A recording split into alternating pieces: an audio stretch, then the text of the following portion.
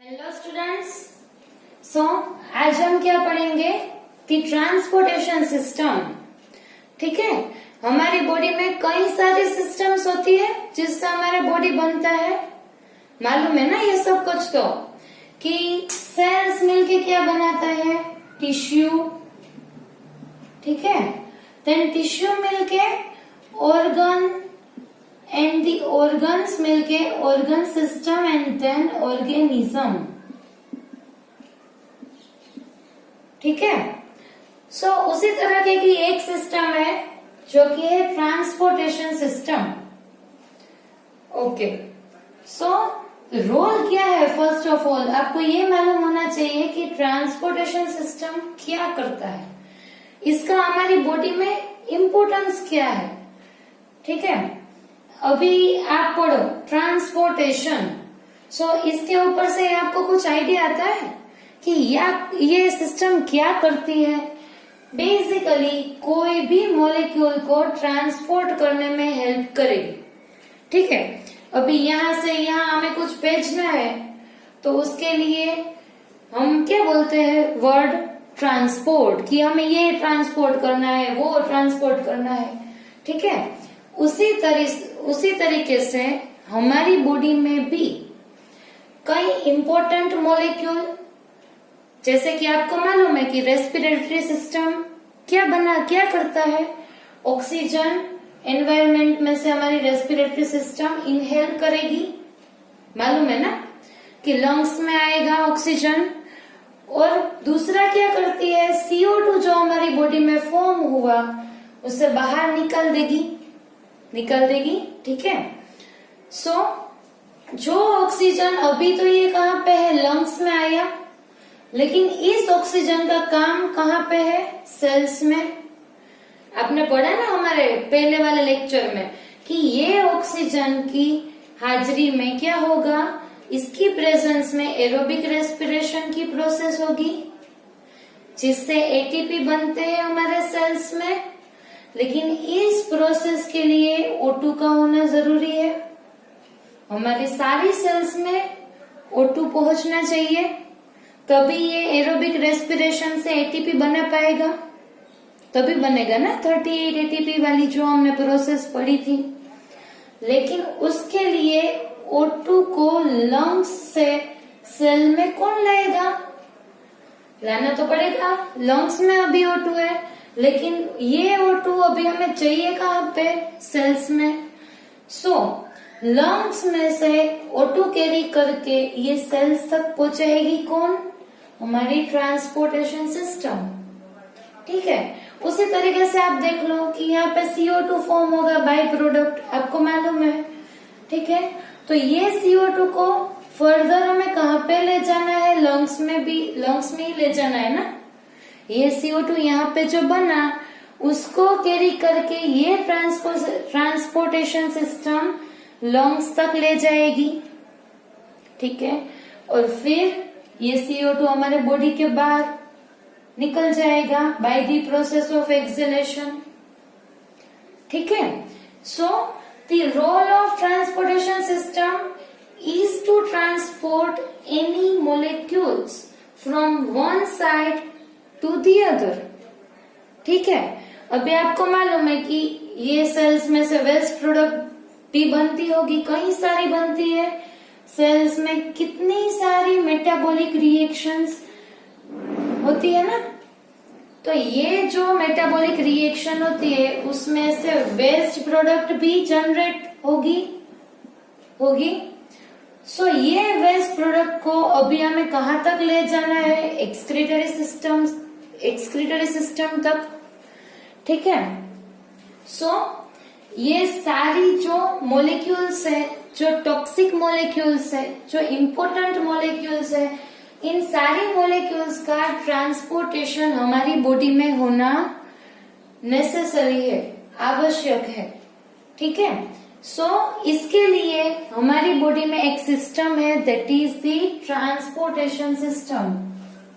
ठीक है, इसके बारे में पढ़ना उतना ही इम्पोर्टेंट है जितना ये हमारी बॉडी के लिए इम्पोर्टेंट है। ठीक है, अभी हम ट्रांसपोर्टेशन सिस्टम के बारे में पढ़ेंगे। ओके, सो ये क्या लिखा है? Blood, right? यहाँ पे मैंने ब्लड क्यों लिखा है? क्योंकि ब्लड ही ऐसा फ्लूइड है हमारी बॉडी में जो सारी मॉलिक्यूल्स के ट्रांसपोर्टेशन में हेल्प करता है। ठीक है, हमारी बॉडी में जो फ्लूइड है, जो ब्लड है, वो क्या करेगा? सारी मॉलिक्यूल्स को ट्रांसपोर्ट करने में हेल्प करता है। इसीलिए हमें ब्लड के बारे में सब कुछ पता होना चाहिए कि ब्लड किससे बनता है, ब्लड किसमें से पास होता है, ब्लड के क्या क्या फंक्शंस है हमारी बॉडी में। ठीक है, सो आज के लेक्चर में हम किसके बारे में पढ़ेंगे? एक तो ब्लड कंपोनेंट्स, कि ब्लड बनता किससे है आखिर। ठीक है, एंड ब्लड वेसल्स, क्योंकि ब्लड कहाँ से पास होता है, कैसे पास होता है, हमारी बॉडी में ब्लड कैसे सर्कुलेट होता है, वो सब भी हमें पढ़ना पड़ेगा। तभी जाके हम पूरी की पूरी ट्रांसपोर्टेशन सिस्टम समझ सकते हैं। ठीक है, सो अभी हम स्टार्ट कहाँ से करेंगे? ब्लड से। Okay, so the blood is the fluid connective tissue, right? Fluid connective tissue आपने पढ़ा है 9th में कि कनेक्टिव टिश्यू क्या है, किसको हम बोलते हैं कनेक्टिव टिश्यू? जो एक ऑर्गन सिस्टम को दूसरी ऑर्गन सिस्टम से कनेक्ट करता हो, उसको हम क्या बोलते हैं? Connective tissue. और आपको तो मालूम है कि ब्लड सॉलिड तो है नहीं, ठीक है, इसीलिए ये क्या है? फ्लूइड कनेक्टिव टिश्यू, जो हमारी सारी ऑर्गन सिस्टम को एक दूसरे से कनेक्ट करता है। ठीक है, so the blood is the fluid connective tissue. Okay, ये क्लियर है यहाँ तक का? ब्लड क्या है? फ्लूइड है, लिक्विड नेचर में है और कनेक्ट करता है सारी ऑर्गन सिस्टम को एक दूसरे से और ऑर्गन्स को। सो इसीलिए ब्लड को क्या बोलते हैं? Fluid connective tissue. ओके, अभी ये टिश्यू है, तो टिश्यू का क्या मीनिंग होता है? Group of cells. मालूम है ना कि सारी सेल्स मिलके क्या बनाती है? टिश्यू बनाती है हमारी बॉडी में। ब्लड भी क्या है? एक तरीके की टिश्यू। सो ये भी किससे बना होगा? Group of cells, right? ये सारा बहुत इजी है और आप अच्छे से पढ़ सकते हैं कि ब्लड क्या है? Fluid connective tissue, tissue means group of cells. So सारे सेल्स इसमें भी प्रेजेंट हो गए, अलग अलग तरीके के सेल्स। ठीक है, सो ब्लड के मेन 2 कंपोनेंट होते हैं, one is plasma and second is cells. ठीक है, ये किसकी तरह दिखता है मालूम है? अभी देखो कि ये रिवर है, उसमें एक फिश पास हो रही है। ठीक है, ये फिश है अभी, तो ये इसके जैसा है कि जो प्लाज्मा है वो फ्लूइड पोर्शन है, ये जो रिवर में पानी होता है इसकी तरह से। प्लाज्मा क्या है? Fluid portion. और यहाँ पे रिवर में आपने देखा कि फिश तैर रही है, कितनी सारी, कई सारी फिशेस है। ठीक है, तो उसी तरीके से जिस तरह से पानी में ये फिश है, उसी तरीके से प्लाज्मा में अलग अलग टाइप के सेल्स प्रेजेंट होते हैं। और ये प्लाज्मा और सेल्स मिलके क्या बनेगा? ब्लड। ठीक है, ब्लड के मेन 2 कंपोनेंट है, one is liquid like watery, that is plasma, and second is cells. ठीक है, ओके।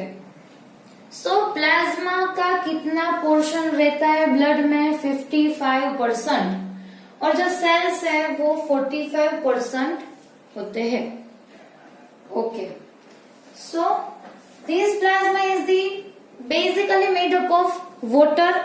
that आप बात करें तो प्लाज्मा में 92 लेके 90 to 92% तक वाटर प्रेजेंट है। कितना? 90% वाटर प्रेजेंट है। और बाकी सारे कई प्रोटीन्स प्रेजेंट है, वो अभी आपको नहीं पढ़ना है कि एल्ब्यूमिन, ग्लोब्यूलिन, वो कई तरीके के प्रोटीन प्लाज्मा में प्रेजेंट होते हैं। ठीक है, अभी आपको क्या पढ़ना है कि ब्लड किससे बनता है। दो कंपोनेंट है, प्लाज्मा एंड सेल्स। और सेल्स भी कई तरीके के हैं। कौन से टाइप के सेल्स ब्लड में प्रेजेंट है आप देख सकते हैं कि आरबीसी, डब्ल्यूबीसी, प्लेटलेट्स। आपने पढ़ा होगा कि चलो ये हो गया, प्लेटलेट्स काउंट डाउन हो गए, डब्ल्यूबीसी बढ़ गए, हीमोग्लोबिन की लेवल कम हो गई है हमारी बॉडी में। फिर ये सब कुछ है क्या? ठीक है, कि ब्लड में कई तरीके के सेल्स प्रेजेंट होते हैं। उसमें से फर्स्ट वाला जो यहाँ पे लिखा है that is RBCs, that means red blood corpuscles. ठीक है, इसका फुल फॉर्म आपको आना चाहिए, रेड ब्लड कॉर्प्यूसल्स। ठीक है, इसका क्या मीनिंग है? रेड यानी रेड कलर के होंगे ये आरबीसीज, ब्लड में प्रेजेंट है। और कॉर्प्यूसल्स मीन, ठीक है, जो देखो बेटा, ये आपको आना चाहिए कि कॉर्प्यूसल का क्या मीनिंग है। कुछ ज्यादा दिक्कत तो नहीं है, लेकिन जो कॉर्प्यूसल्स है वो क्या है? एक टाइप की सेल्स के लिए जो टर्म यूज हो रहा है। जो सेल्स ब्लड में प्रेजेंट हो उन सेल्स को क्या बोलते हैं? कॉर्प्यूसल्स। ये एक टर्म है सेल्स के लिए। लेकिन जो सेल्स ब्लड में प्रेजेंट हो उन सेल के लिए एक स्पेसिफिक टर्म रहता है, उसे कहते हैं कॉर्प्यूसल्स। ठीक है, आप रेड ब्लड सेल्स भी बोल सकते हो, लेकिन कॉर्प्यूसल्स ज्यादा अच्छा है और अप्रोप्रिएट लगता है कि जो सेल्स ब्लड में प्रेजेंट हो उसे कॉर्प्यूसल्स बोलते हैं। ये रेड कलर की है, इसीलिए इसको क्या बोलेंगे? Red blood corpuscles. ठीक है, उसी तरीके से ये देख लो, व्हाइट ब्लड कॉर्प्यूसल्स। ठीक है, इसमें तो ऐसा कुछ है ही नहीं। ठीक है, चलो यहाँ पे पहले हम रेड ब्लड सेल्स की बात करते हैं, कॉर्प्यूसल्स की बात करते हैं, फिर डब्ल्यूबीसीज की मैं बात करूंगी, और फिर हम देखेंगे प्लेटलेट्स के बारे में। ठीक है, so the RBCs that is red blood corpuscles, वो क्या करता है, कैसे वर्क करता है हमारी बॉडी में? ये जो आरबीसी है उसके अंदर आपको मालूम होना चाहिए कि इसमें, ये आपको मालूम है कि जनरली सेल्स के सेंटर में जो रहता है उसको हम क्या बोलते हैं? न्यूक्लियस। मालूम है ना कि यहाँ सेल में साइटोप्लाज्म होता है और सेंटर में न्यूक्लियस होता है। लेकिन आरबीसीज ऐसा नहीं है, वो थोड़े से अलग है। कैसे? आरबीसी के सेंटर में न्यूक्लियस प्रेजेंट नहीं रहता। ठीक है, आरबीसी के सेंटर में न्यूक्लियस नहीं होता। फिर क्या होता है? क्यों न्यूक्लियस नहीं होता? क्योंकि इसके सेंटर में क्या प्रेजेंट होता है? HB. What is HB? That is haemoglobin. ठीक है, ब्लड के अंदर आरबीसीज होंगे और आरबीसी के अंदर हीमोग्लोबिन प्रेजेंट होता है, ना कि न्यूक्लियस। क्यों? ऐसा क्यों? क्योंकि ये जो हीमोग्लोबिन मॉलिक्यूल है वो क्या करेगा, उसके पास ऐसी एबिलिटी है, आई रिपीट, हीमोग्लोबिन के पास ऐसी क्षमता है कि वो ऑक्सीजन से भी बाइंड कर सकता है एंड कार्बन डाइऑक्साइड से भी। राइट, हीमोग्लोबिन ऑक्सीजन से भी बाइंड कर सकता है और CO2 से भी। ये हीमोग्लोबिन क्या करेगा? ऑक्सीजन से बाइंड करेगा। कहाँ पे? जब लंग्स में से हमें ऑक्सीजन लेके आना है तभी ये हीमोग्लोबिन ऑक्सीजन से बाइंड करेगा और इसे लेके कहाँ पे जाएगा, सेल्स तक। ठीक है, और सेल्स में वो कई सारी प्रोसेस होंगी। फिर उसके बाद क्या प्रोड्यूस होता है, बाय प्रोडक्ट CO2। फिर ये CO2 से हीमोग्लोबिन बाइंड करके कहाँ पे ले जाएगा, लंग्स में। ठीक है, सो हीमोग्लोबिन के पास ऐसी क्षमता है कि वो ऑक्सीजन को भी कैरी कर सकता है और CO2 को भी। ठीक है, तो ये ऑक्सीजन जब आएगा लंग्स में तो ये आरबीसी कहाँ पे जाएंगे, लंग्स के पास। फिर उसको बोलेंगे कि ऑक्सीजन दे दो, हमें चाहिए। तो क्या होगा कि आरबीसी के अंदर जो हीमोग्लोबिन है उसके साथ O2 कंबाइन हो जाएगा। फिर ये O2 को लेके वहां से कहाँ आएगा, बॉडी के सेल्स में। फिर सेल्स के पास जाके ऑक्सीजन रिलीज कर देगा। फिर वहां जो प्रोड्यूस हुआ है CO2, सेल्स बोलेगा कि लो भैया यहाँ पे आए हो तो CO2 भी लेके जाओ। फिर ये CO2 को लेके कहाँ पे जाएगा, लंग्स में जाएगा। ठीक है, इस तरीके से ये ऑक्सीजन एंड CO2 के ट्रांसपोर्टेशन में हेल्प करता है। किसके ट्रांसपोर्टेशन में, ऑक्सीजन एंड CO2 के ट्रांसपोर्टेशन में। और इसीलिए आरबीसी में न्यूक्लियस नहीं होता, क्योंकि न्यूक्लियस की जगह पे क्या चाहिए हमें, हीमोग्लोबिन। ठीक है, इसीलिए यहाँ पे मैंने लिखा है, आप देख सकते हो कि आरबीसी का रोल क्या है, transport of O2 and CO2।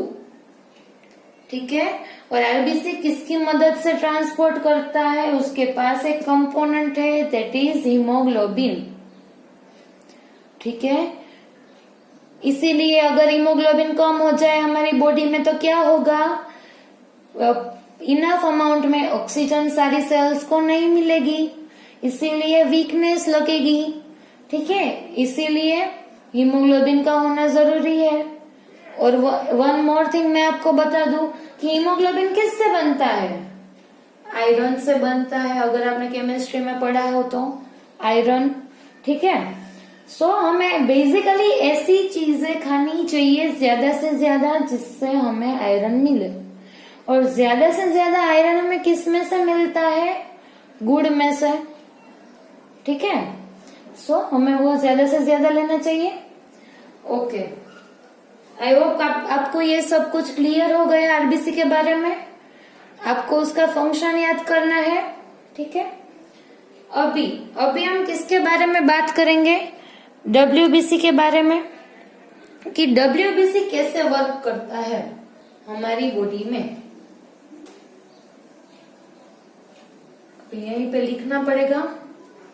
ठीक है, WBC is the white blood corpuscles. इसमें हीमोग्लोबिन नहीं है, इसीलिए ये कौन से कलर का है, व्हाइट कलर का है। ठीक है, सो ये क्या है, व्हाइट ब्लड कॉर्प्यूसल्स। और आपको मालूम है कि जब भी हमें बुखार आता है सब बोलते हैं डॉक्टर्स की इसके WBC बढ़ गए। ये क्यों बढ़ जाते हैं, हमारी कंट्री में कैसे आर्मी होती है, आर्मी का क्या रोल है, वो हमें प्रोटेक्शन प्रोवाइड करती है। अगर आर्मी नहीं होगी तो हम यहाँ पे चैन से नहीं बैठे होते। ठीक है, इसी तरह हमारी बॉडी में क्या प्रेजेंट होते हैं, WBCs। ठीक है, WBCs एंड इसका रोल क्या है, कहाँ पे है, ये हमें डिफेंस प्रोवाइड करता है। अगर हमें किसी भी चीज का इन्फेक्शन हो गया तो WBC के नंबर बढ़ जाएंगे, क्योंकि उसको उस जर्म से, बैक्टीरिया से फाइट करना है। ठीक है, और ये हमारी बॉडी में प्रोटेक्शन प्रोवाइड करता है। इसीलिए WBC भी अच्छे नंबर में होने चाहिए, बहुत ज्यादा भी नहीं, कम भी नहीं। ठीक है, तो ये बात थी WBC की। इसमें न्यूक्लियस प्रेजेंट रहता है, क्योंकि हीमोग्लोबिन जैसा तो इसमें कुछ है ही नहीं। ठीक है, WBC का रोल किसमें है, डिफेंस मैकेनिज्म में। राइट, इसमें भी कई सारे टाइप्स है, eosinophil, basophil, neutrophil, lymphocytes, monocytes. लेकिन अभी आप छोटे हो, अभी आपको इसके बारे में नहीं पढ़ना है। आपको सिर्फ इतना याद रखना है कि ये WBC एक टाइप के सेल्स है, जो हमारी ब्लड में प्रेजेंट रहते हैं। ठीक है, अभी हम आगे बढ़ते हैं। प्लेटलेट्स, ठीक है, ये क्या करता है प्लेटलेट्स? आपको अभी कहीं पे चोट लग गई तो क्या होगा, कंटिन्यूअस वो चोट में से ब्लड नहीं निकलेगा, खून नहीं निकलेगा। क्यों? क्योंकि थोड़ी देर बाद वो अपने आप ही क्लॉट हो जाता है। अगर कंटिन्यू ब्लड निकलता ही रहे तो क्या होगा, आप बेहोश हो जाएंगे। अगर किसी की जान भी जा सकती है, क्योंकि सारा ब्लड अगर बाहर आ गया तो। ठीक है, ये प्लेटलेट्स क्या करेगा, अगर आपको कहीं पे घाव लग गया और चोट आ गई तो ये प्लेटलेट्स वहां पे जाके एक नेटवर्क लाइक स्ट्रक्चर फॉर्म कर देगा। कैसा? Network like structure. और अभी क्या होगा, ये सपोज यहाँ पे घाव लगा था, यहाँ पे नेटवर्क बन गया, अभी यहाँ से ब्लड बाहर नहीं निकलेगा। ठीक है, तो ये किस में हेल्प करता है? ब्लड क्लॉटिंग में। ठीक है, तो ये भी इम्पोर्टेंट है। ये सब कुछ तो है, लेकिन अगर प्लेटलेट्स कम हो गए तो क्या होगा, अगर आपको कहीं पे घाव लगा तो ब्लड निकलता ही रहेगा। ठीक है, तो ये हमने किसके बारे में पढ़ा? प्लेटलेट्स। अभी आपको इतना याद रखना है कि ब्लड किससे बनता है? Plasma and cells, then RBC, WBC and platelets and इसके रोल। ठीक है, तो अभी मैं आगे किसके बारे में आपको पढ़ाऊंगी? Blood vessels, right. So blood vessels 3 type की होती है, artery, vein and capillaries. Okay, अभी ये आर्टरी, वेन एंड कैपिलरीज है क्या? ठीक है, अभी हमने ब्लड और उसके कंपोनेंट के बारे में तो पढ़ लिया, आपको मालूम चल गया। अभी आपको कोई पूछेगा कि आरबीसी क्या है, आप फटाक से बोल दोगे। ठीक है, लेकिन अभी हमें क्या पढ़ना है? ब्लड वेसल्स, कि जिसमें से ब्लड फ्लो करता है। आपको मालूम होगा कि आपने 9th में भी पढ़ा है कि हमारी बॉडी में ब्लड वेसल्स में से पास होगा। ऐसे ही नहीं कि चलो ब्लड यहाँ से पास हो रहा है, यहाँ से पास हो रहा है, ऐसा नहीं होता। ब्लड वेसल्स में से ही पास होगा। ठीक है, इसीलिए ऐसी सिस्टम को क्या बोलते हैं? Closed circulatory system, right. Closed circulatory system, यहाँ पे लिखा है क्लोज्ड यानी बंद, सर्क्यूलेटरी जिसमें से सर्क्यूलेट करता है सिस्टम। ठीक है, हमारी बॉडी में ब्लड कहीं से भी ऐसे फ्रीली मूव नहीं होता, वो एक वेसल में से ही पास होगा। वेसल यानी आप बोल सकते हो कि लाइक पाइपलाइन। आपको मालूम है ना कि वैसे पानी किस में से पास होता है, ऐसी पाइपलाइन होती है, उसमें से पानी पास होता है। उसी तरीके से हमारी बॉडी में वेसल्स होती है, एक तरीके की पाइपलाइन, जिसमें से क्या पास होता है? ब्लड पास होता है।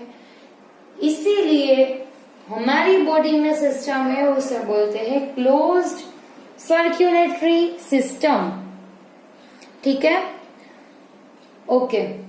अभी ये जो ब्लड वेसल्स है जिसमें से ब्लड पास होता है, उसके बारे में भी हमें पढ़ना पड़ेगा।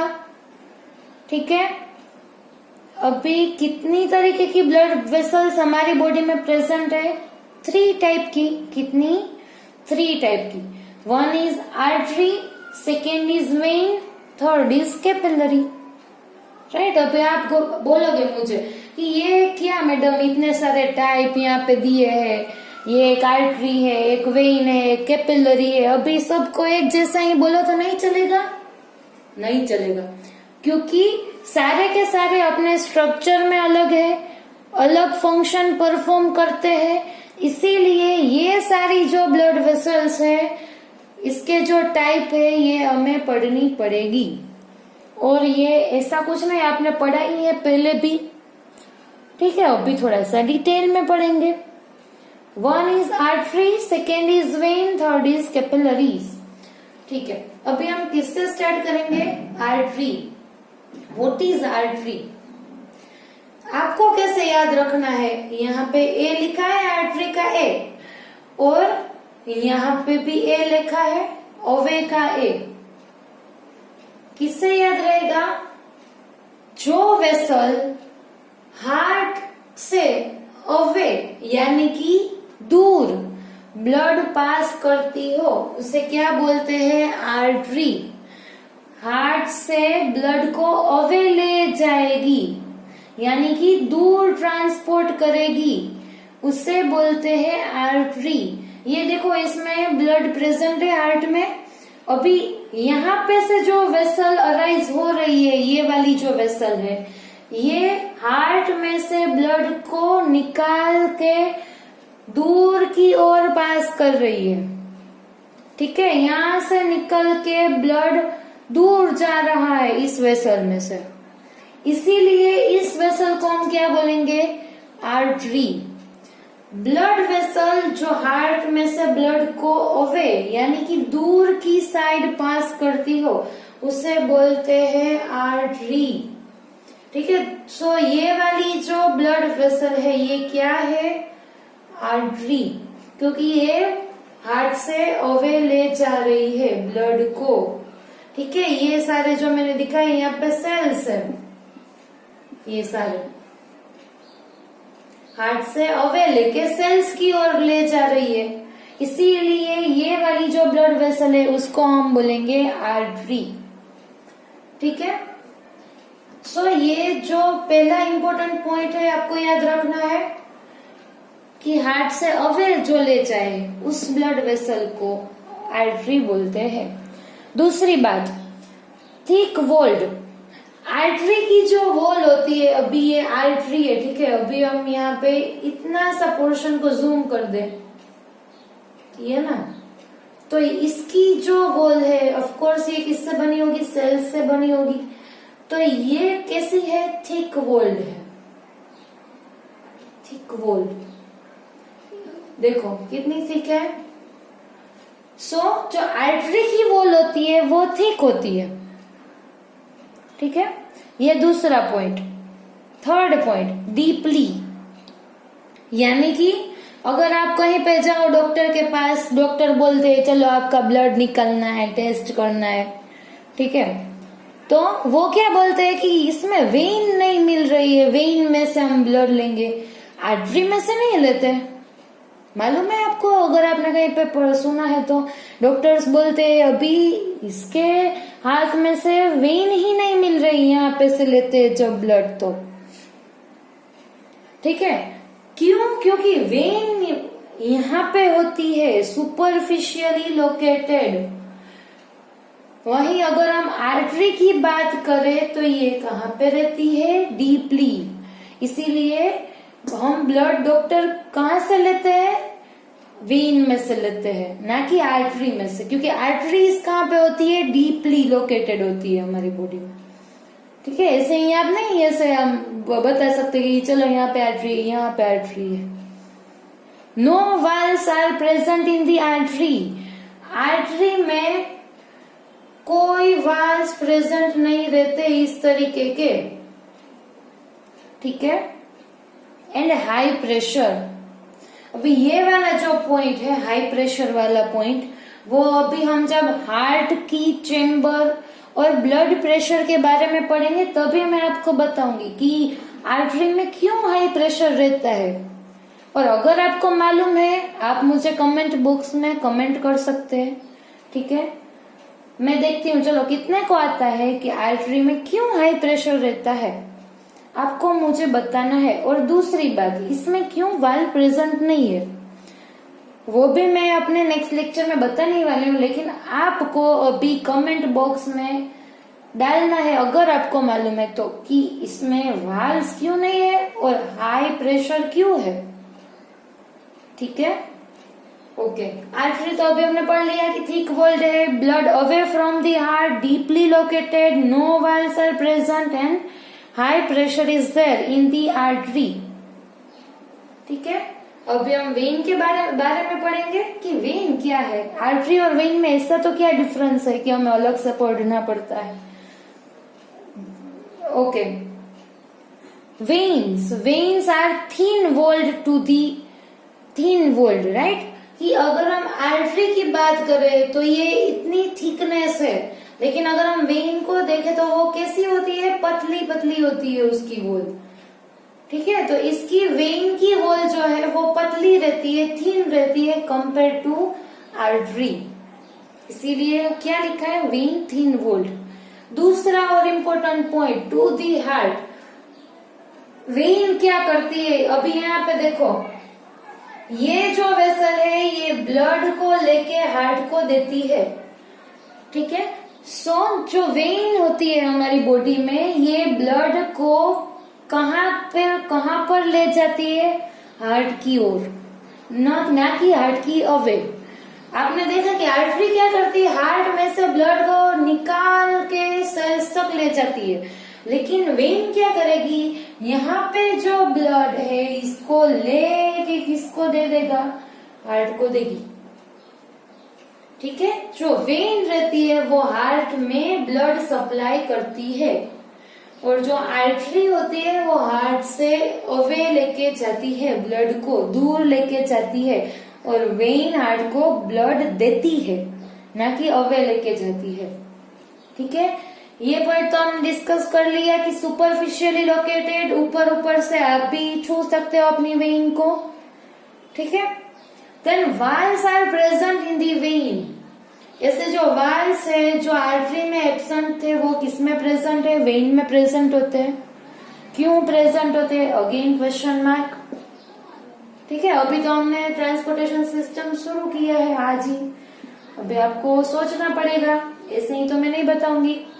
Then low pressure is present in the vein. Low pressure रहता है, आर्टरी में हाई प्रेशर रहता है। ठीक है, अभी ऐसा क्यों, ये भी हम नेक्स्ट लेक्चर में पढ़ेंगे, और आपको मालूम है, आप सोच सकते हो तो बताओ, गलत हुआ सही हुआ उसमें क्या प्रॉब्लम है, आप ट्राई करो। ठीक है, देन कैपिलरीज।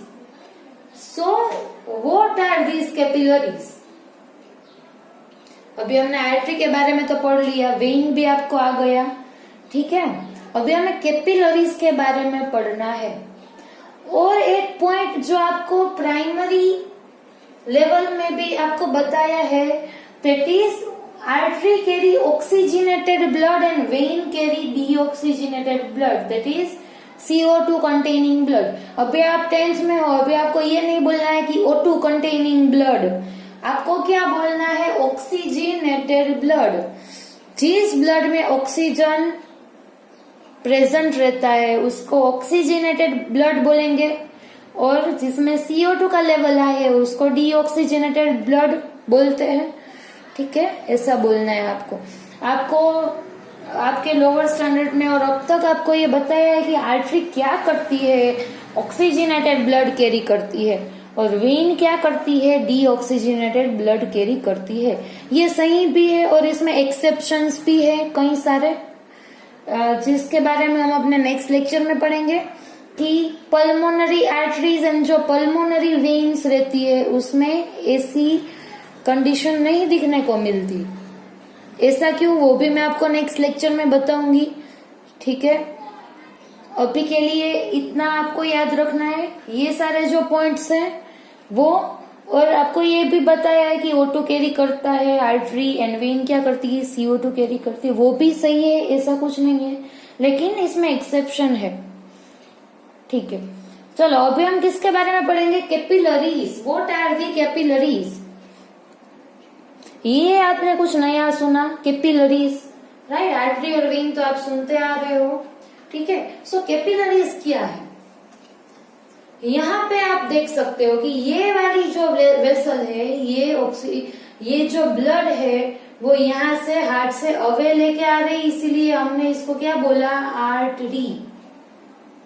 और ये वाली जो ब्लड वेसल है वो हार्ट को ब्लड सप्लाई करती है, इसीलिए इसको हमने क्या बोला, वेन। ठीक है, लेकिन यहाँ पे आप देख सकते हो कि कुछ जंक्शन जैसा बना हुआ है। देखो यहाँ से आर्टरी आ रही है और यहाँ से ये वाली देखो आप वेन में कन्वर्ट हो गई आगे जाके यहाँ पे भी देखो ये जो आर्टरी आ रही है और आगे जाके वेन में कन्वर्ट हो गई। यहाँ भी सब जगह पे ऐसा हो रहा है। ये वाली जो बीच का पोर्शन है इसे हम क्या बोलेंगे, आर्टरी और वेन। आर्टरी भी नहीं बोल सकते, वेन भी नहीं बोल सकते, क्या बोलेंगे इसको हम बोलते हैं कैपिलरीज। क्या मैंने बोला, जो आर्टरी है और जो वेन है दोनों को जो कनेक्ट करता है। अगर आप देखो यहाँ से आर्टरी आ रही है, यहाँ पे वेन है, लेकिन जो बीच में जो जंक्शन बन रहा है ऐसा, यहाँ पे आर्टरी आ रही है, ये यहाँ से आगे बढ़ के जंक्शन में से वेन बन जाती है। तो जो आर्टरी और वेन को जो कनेक्ट करेगा उसको हम क्या बोलते हैं, कैपिलरीज। ठीक है, capillaries are very tiny vessels, वो एकदम ही पतली रहती है। वेन सिर्फ इतनी सी छोटी सी होती है। ठीक है, कैपिलरी जो है वो सिंगल सेल की लेयर से ही बनती है, एकदम ही टाइनी और वेरी स्मॉल रहती है। ठीक है, ऐसी जो है वेसल बीच में जो ये आर्टरी और वेन को कनेक्ट करती है, यहाँ पे 1 2 3 4 मैंने 4 कैपिलरी दिखाई है, ये 1 2 3 4। ठीक है, ये जो है वो कैपिलरी है, सिंगल लेयर्ड सेल की जो बनी है। राइट, इसके ऊपर ऐसा थिकनिंग नहीं है कि चलो दूसरा सेल, तीसरा, इस तरह से, फिर यहाँ पे तीसरा लेयर, ऐसा नहीं है। Very tiny and single cell की इसकी लेयर बनी होती है। ये आर्टरी और वेन को कनेक्ट करती है। ठीक है, ओके। अभी आपको यहाँ पे क्वेश्चन होना चाहिए कि ये इतनी पतली क्यों है मैडम।